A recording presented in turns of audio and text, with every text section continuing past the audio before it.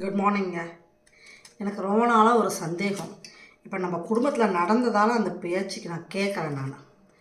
ஏங்க, ஒருத்தருக்கு கல்யாணம் ஆகுது, ஒரு பொண்ணு ஒரு பையனுக்கு கல்யாணம் ஆகுது. கல்யாணம் முடிஞ்ச உடனே ஒரு குழந்த பிறக்குது.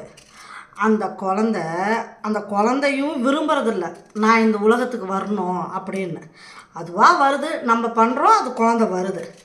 ஆனால் சண்டை வந்துட்டால் மட்டும் எந்த ஊர் நாயங்க பொம்பளைங்களை மட்டும் அந்த குழந்தைய இருந்தா நீ போகிறதா இருந்தால் உன் குழந்தைய கூட்டிக்கிட்டு போ அப்படின்னா, அப்போ அந்த அப்பாவுக்கு அந்த பொறுப்பு எதுவுமே இல்லைங்களா? சொல்லுங்கள். இதில் சரி, உனக்கு பொறுப்பே இல்லை, உனக்கு குழந்த பெற்றுக்கிட்டா அதை பார்த்துக்க தெரியாத, எப்போ பாரு பொண்டை ஈன்னு பல்ல காமிச்சிக்கிட்டே எத்தனை நாளுங்க வாழ முடியும்? சொல்லுங்கள். பல்ல காமிச்சிக்கிட்டே வாழ முடியுங்களா? ஏதாவது ஒரு பிரச்சனை வந்தால் இது ஏன், இது எதுக்கு அப்படின்றத கேட்குற உரிமையாவது இருக்குது இல்லைங்களா? ஆனால் அப்படி எதுவுமே கேட்கக்கூடாது. அப்படி கேட்காம நம்ம இருந்தோம்னா கண்ணகிக்கு பக்கத்தில் நமக்கு ஒரு செலவு வைப்பாங்களாம். நம்ம என்னைக்கு அதை கேட்குறோமோ, ஏங்க இப்படி பண்ணுறீங்கன்னு கேட்குறோமோ, அப்போ அந்த சிலையவும் உடச்சி போடுறாங்க.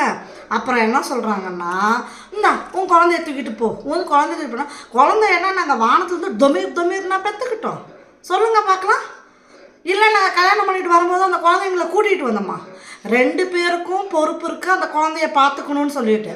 ஆனால் சந்தோஷமாக இருக்கிற வேணுன்ற குழந்தைய சண்டை வந்தால் மட்டும் எப்படிங்க புருஷன் வேண்டாம் வேண்டான்னு சொல்லலாம்?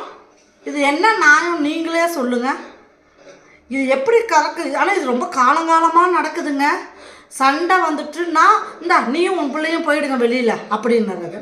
சந்தோஷம் வந்துடுச்சுன்னு சொன்னால் உடனே பிள்ளையும் குழந்தைங்கன்னு வர சொல்லுறது. இல்லையா இப்போ புது ட்ரெண்டு குழந்தைய கொண்டுறது. எதுக்குடா நீங்கள்லாம் அப்போ சொல்லு?